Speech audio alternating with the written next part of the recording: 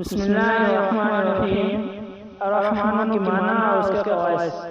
الرحمن جل جلالہ، الرحمن کی معنی بڑا مہربان زبردست رحمت والا ہے۔ صرف اللہ تعالیٰ کا وصف خاص ہے، غیر اللہ کے وصف جائز نہیں۔ خواص نمبر 1، نماز کے بعد 100 مرتبہ یہ سب پڑھنے سے قلب کی غفلت اور نسیان دور ہو جاتا ہے اور دنیا کے معاملات میں مدد کی جاتی ہے۔ نمبر 2، اس اسم کو کثرت سے پڑھنے والا ہر عمل مکروہ سے محفوظ رہتا ہے۔